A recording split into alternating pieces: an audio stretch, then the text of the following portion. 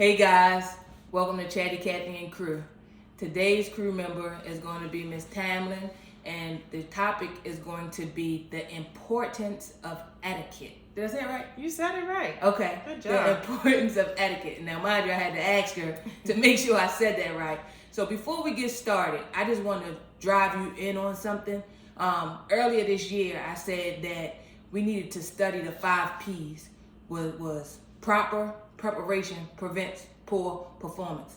And as we rise to the top, things may happen where we have to present ourselves in such a way. So we brought a professional here to help us, give us the great tips to help us along the way. So, thanks for coming. My pleasure. Thanks for having me. I appreciate it. So, my question today for you is, can you explain the importance of adequacy? Am I saying it right? It's going to be a tough time, y'all, but bear with me. The importance of it and how it works in different fields, whether it's friendship, whether it's dinner, whether it's business. Can you help us out and give us some? Okay, so etiquette is important because there are rules for the game for everything. Okay. So me coming to a person's home, there are rules. If the person says, when you enter my home, please remove your shoes, that's etiquette. Wow, okay.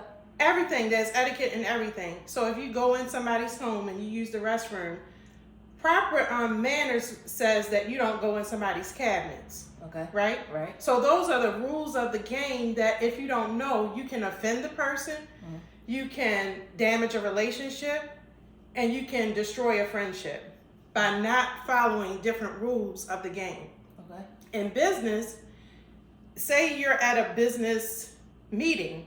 Okay. And you are sitting there chewing gum, and you don't realize that sheds a negative light on you as far as your appearance. And then if you want to go for a promotion later, people will look at that kind of thing and say, I don't know if that person is polished enough to be able to manage other people. Chewing gum? Chewing gum. Yes. Wow. In a meeting, and because your professional image is always showing. Okay. Etiquette is about maintaining your behavior, maintaining an image so that you are above reproach, meaning other people can't look at you down the line and say, well, you did this and you did that. Not that a person is perfect, right. And we're not aiming for perfection, we're just aiming to be polished in our area of expertise. So I talked about friendship. Okay. Coming to somebody's home. The work environment. Friendship. If I'm me and my sister, I like a guy, she likes a guy. I date the guy and break up with the guy. The rules of the game, my sister can't go for the same guy. Right? Don't skill. So those are the rules of the game. And that's friendship. That's friendship. Don't date a man that your friend already had. Exactly. Okay. Dig a little deeper. We gonna dig. Go for it. So, those are just rules of the game. So there are rules for everything. I just read a book recently, and it's by Terry McMillan. Okay. It's called It's Not All Downhill From Here. And in the book, she says that in Japan, going to the movies, it's rude if you get up before the credits are shown, before every single person's name is shown, because they give honor to all the people who took part in the movie. Okay. So if you didn't know that, you go to Japan and you're with a friend, you could be offending your friend if you just, before the credits are shown, you get up and leave. Wow. So it's little things that if you don't know the soft skills and the rules of the game, you can easily offend someone, ruin a relationship, or damage a friendship. Wow. Okay. So let's dig a little bit more on the business side of it. Okay. So chewing gum. What about being on time? What about how I interact with my supervisors and my peers? Like, can you give us some tips on that? Yes. Absolutely. So how you interact with everyone really shows who you are as a person. Okay. Because from the person who cleans the building to the CEO of the company, you should treat everybody with respect. So you should be no respect of persons, treating one person better than another person. Your peers, same thing. You want to always make sure that you give people criticism in private and praise in public. So no matter if it's your peer, if it's your peer or if you're a supervisor, always criticize in private and praise in public. You don't want to reprimand somebody in front of everybody else, because now that person is on the defense, and you have all kinds of people who will chime in, and then a person can easily lose credibility. They can lose friends because of being reprimanded in front of a lot of people. Wow. But if you praise a person who's doing a good job, you are going to get people on your team, because now everybody is going to be looking for the praise that you give in public, right? Because now that lifts people up. But if you criticize in public, then that puts people down. But if you praise in public, that brings people up. Okay. So criticize in private and praise in public. Wow. Whether it's your peers or if you're a supervisor, always do the criticism in a private setting, one-on-one. Wow, that's good stuff. Okay, so let me see, because sometimes, in the workplace, I watch people come to an interview in jeans and a button down. Help these people. And women coming in, I don't know, dressed that look like they'd be going to the club. What should they wear? As simple as you can make it. What should they wear? Professional attire. They should wear.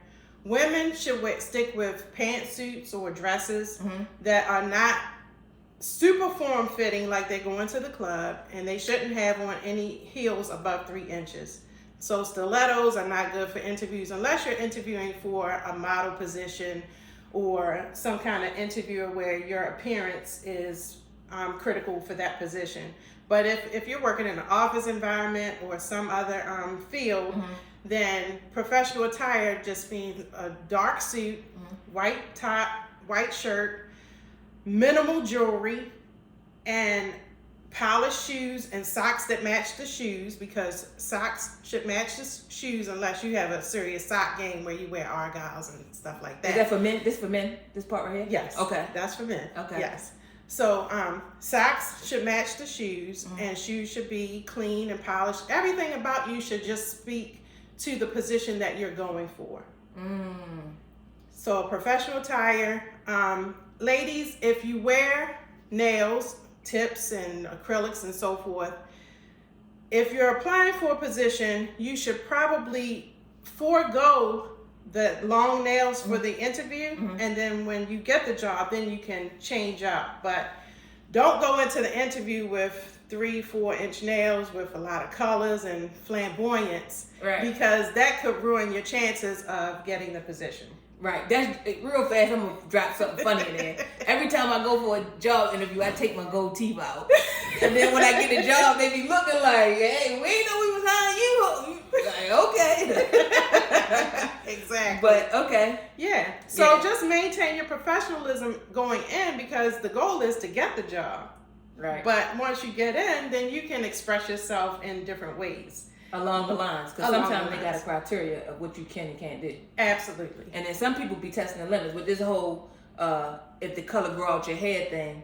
Now they wearing this bright red hair and bright blonde hair. Now I get we can grow those colors, but that red, we ain't growing that. We ain't growing that Kool-Aid. You know what I mean? No. But that's good. Good. Okay, so let's take it another step. Okay. When we sitting down at the dinner table. Okay. So, this is going to be a learning lesson for me too. I got my plate. I got my salad plate, right? I got a knife, 2 knives, 2 spoons, a cup, a glass.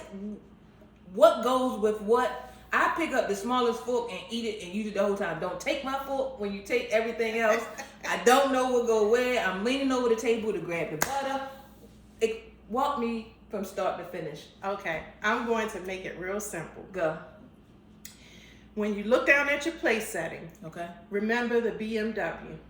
Say it again. BMW. BMW. Okay. So some people say it's a black man's wish. Some say it's a car. But whatever. When you sit down, just remember the letters BMW. Okay. So from left to right, B is going to be your bread plate.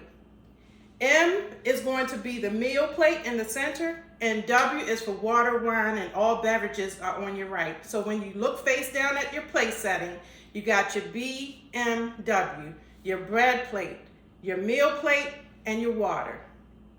Okay. Got it? Okay. From left to right, if you remember BMW. BMW. Yeah. Okay. Bread is on your left. Your main dish or meal plate is in the center, and then all of your drinks, water, wine, whatever you drink, is on the right. So you can have multiple glasses on the right. Okay. Now the utensils, when you look at the utensils, you have your forks on the left, and your knife and spoon on the right. Okay. The way I tell people to remember that is on the left, the word left has how many letters in it? 4. How many letters does the word fork have in it? So your 4-letter words on the left. Okay. On the right, how many letters in the word right? I don't know. R-I-G-H-T, right? How many? R-I-G-H-T, 5. 5. Okay. How many letters in the word spoon? Oh, okay. And how many letters in the word knife? K-N-I-F-E, 5, right? 5. So your 5-letter words on your right. Oh. So on the left you have your forks, and on the right you have your knives and spoons, right? Okay. Okay. So the rule is just to start from the utensil that's farthest from you and work your way in, because the number of utensils on the table tells you how many courses. So you said, oh, when I sit down, I have 2 forks, I have a knife, a spoon. Sometimes I even have something at the top of the plate, a knife and a fork and a spoon. Okay. That's for dessert. So never grab those at the top of the plate first. Okay. Always start from the outside and work your way in. Got it. So start from the outermost utensil and work your way in. Okay. So the first course would be salad. The next course would be your main meal. And then you would use your knife and spoon. So if you had a spoon, that would be for soup. Okay. So soup, salad, main meal. Got it. And then dessert at the end. So BMW. BMW. Bread, meal, water. So from left to right. Yeah. 4 and 5. 4 and 5. Left and right. Forks, knives and spoons on the right. Okay. And then whatever's here is dessert. And whatever's at the top of the plate is dessert. Okay. So if you have a fork and a spoon, that means you're having cake or pie and ice cream or sorbet. Okay. So my question now is, little fork, big fork. Little fork is for salad. Okay. The larger fork is for your main course. Okay. So when you're done with your salad and soup course, the wait staff will come and remove those utensils. Okay. And then you'll have your knife and main dinner fork waiting for your main meal. Next meal. Yep. Sweet. Proper preparation prevents poor performance. So you know it. So there are a lot of rules for the dining experience. Okay. And that's just one thing. I can't cover it all. That's why you have to register for a class. That's why you need online training. That's why I'm here. Because I'll tell you some things that if you're eating and you rest your utensil on the table after it's been used, people who are well trained and well bred will know that you haven't been trained. If you put your utensil on the table after you have cut your food or eaten with your fork and you rest it on the table, anybody who has been trained in this area knows that you haven't. So if I'm done buttering and I just sit it down, it's an issue. It's a violation.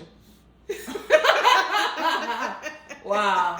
It's a violation. Well, basically, you're basically telling the person that you really don't know.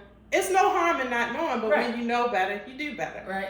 But it just says a lot about, Just tell me one thing. What do it mean when I put it down? What does it mean? It means you haven't. Okay, it's offensive. So no utensil should touch the table after it's touched your food.